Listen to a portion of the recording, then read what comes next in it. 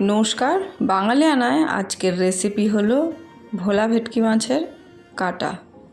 কীভাবে রান্না করলাম চলুন দেখে নিই। তো এখানে কাটাটা আমি বাজার থেকে কাটিয়ে নিয়ে এসেছি, ধুয়ে নিয়েছি ভালো করে।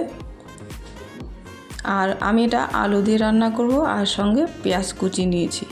প্রথমে একটা পেস্ট তৈরি করে নেব। তার জন্য মিক্সি বাটিতে পেঁয়াজ কুচনো কয়েকটা দিয়ে দিচ্ছি। এখানে ছোট দুটো পেঁয়াজ নিয়েছি, দিয়ে দিচ্ছি আদা, আর দিয়ে দেব কয়েকটা কাঁচা লঙ্কা, কয়েক কোয়া রসুন, আর একটা বড় থেকে টমেটো দিয়ে দিচ্ছি। ভালো করে একটা পেস্ট তৈরি করে নেব। Paste ready.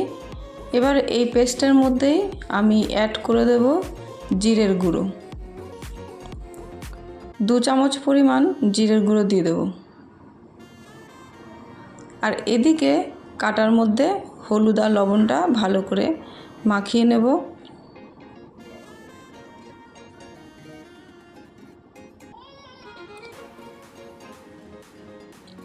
এই কাটাগুলো খেতে কিন্তু খুব টেস্টি হয়। এবার একটা কড়াইয়ে তেল দিয়ে তেলটাকে গরম করে নেব। তেলটা গরম হয়ে গেছে, এবার কাটাগুলো ভেজে নেব।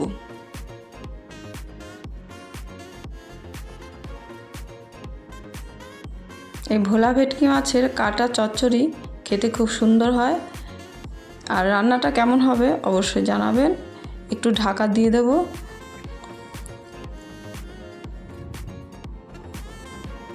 কিছুক্ষণ পরে ঢাকনাটা তুলে একটু উল্টে দেব।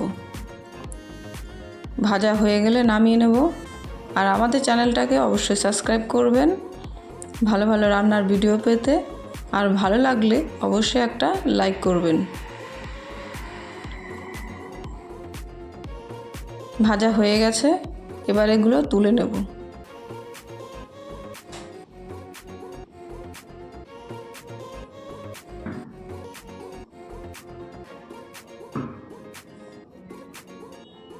এইভাবেই সমস্ত কাটাগুলো ভেজে নেব। বাদবাকি কাটাগুলো আস্তে আস্তে ভেজে নেব। একটু ঢাকা দিয়ে উল্টে পাল্টে ভেজে তুলে নেব। ভাবছেন কাটা আবার খায় না কি, কিন্তু এইভাবে রান্না করে খেয়ে দেখবেন, দারুণ লাগে খেতে।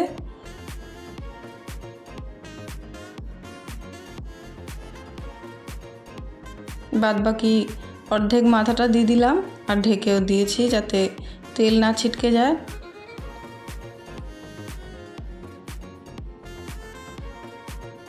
একটু উল্টে দেব।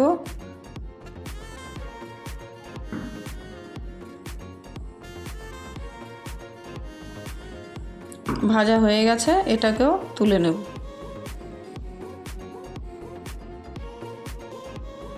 এই ভাজা তেলেই আমি রান্নাটা করে নেব। আর দিয়ে দিচ্ছি একটা শুকনো লঙ্কা, একটা তেজপাতা। তেজপাতাটাকে 2 টুকরো করে দিয়ে দিচ্ছি। আর এর মধ্যে দিয়ে দেব জিরে ফোড়ন।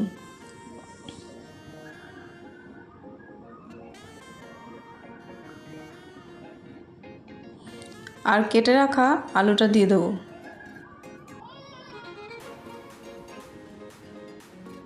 আলুটার মধ্যে একটু লবণ আর একটু হলুদ দিয়ে ভালো করে ভেজে নেব। একটু মিডিয়াম ভাজা হলে তার মধ্যে এবার দিয়ে দেব পেঁয়াজ কুচনো।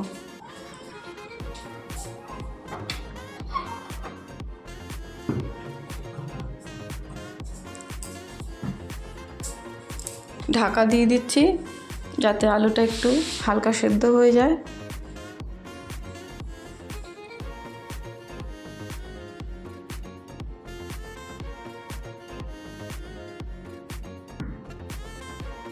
আলুটা একটু হালকা ভাজা হয়ে এসছে, আর একটু হালকা ভেজে পেঁয়াজ কুচনো দিয়ে দেবো।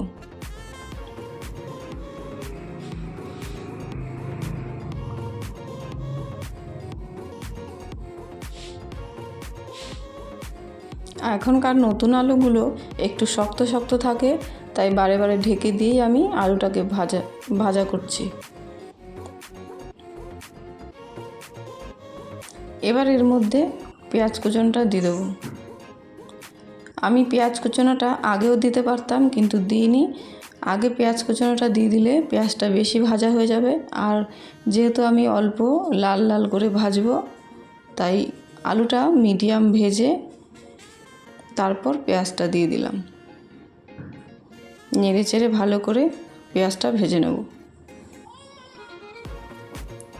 পেঁয়াজ ভাজা হয়ে গেছে, খুব বেশি কিন্তু ভাজিনি পেঁয়াজটা।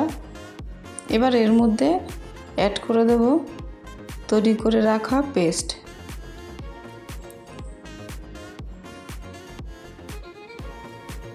পুরো পেস্টটাই দিয়ে দেবো।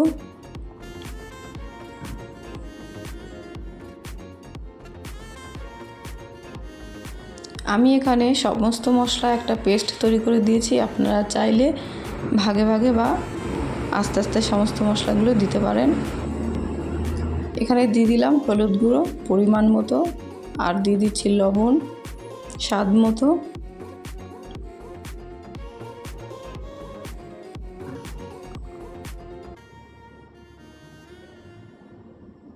একটু নাড়ি চাড়িয়ে কষিয়ে নিলাম। একটু ঢাকা দিয়ে দেবো। মিডিয়াম আছে ঢাকা দিয়ে দিলে আলুটা সেদ্ধ হয়ে যাবে। ঢাকনা তুলে দেখে নেব।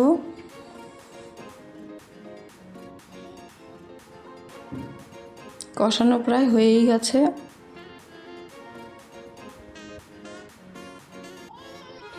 এবার এর মধ্যে দিয়ে দিচ্ছি একটু জল।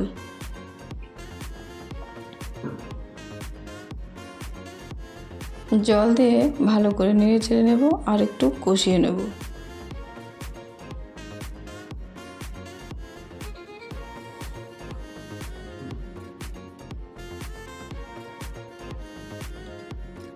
কালারটা কিন্তু খুব সুন্দর এসছে, বেশ লালচে হয়েছে। এর মধ্যে অ্যাড করছি একটু চিনি, জাস্ট কালার টেস্টের ব্যালেন্স আসার জন্য সামান্য চিনি অ্যাড করে দিলাম।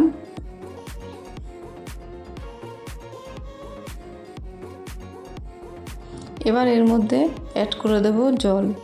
পরিমাণ মতো জলটা দেব।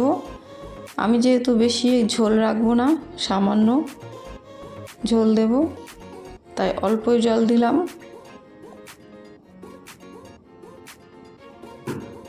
এবার এর মধ্যে ভেজে রাখা কাঁটাগুলো সব দিয়ে দেব।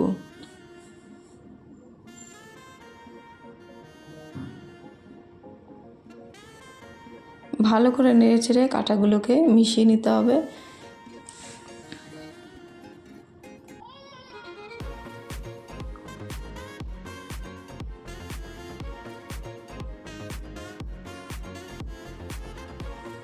ভালো করে মিশিয়ে নিয়েছি।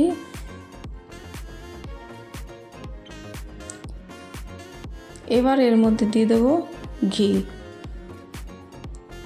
2 চামচ ঘি দিয়ে দিলাম। আমি ছোট চামচের 2 চামচ ঘি দিয়ে দিয়েছি। আর এর মধ্যে অ্যাড করব গরম মশলার গুঁড়ো।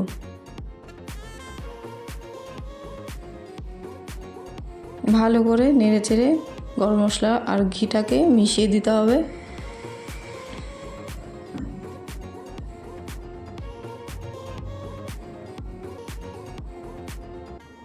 চচ্চড়িটা কিন্তু আমি একদমই ড্রাই করেছি। তো রেডি একদম। তো কেমন হলো অবশ্যই জানাবেন। ভালো লাগলে একটা লাইক করবেন, সাবস্ক্রাইব করতে ভুলবেন না। সবাই ভালো থাকবেন, সুস্থ থাকবেন।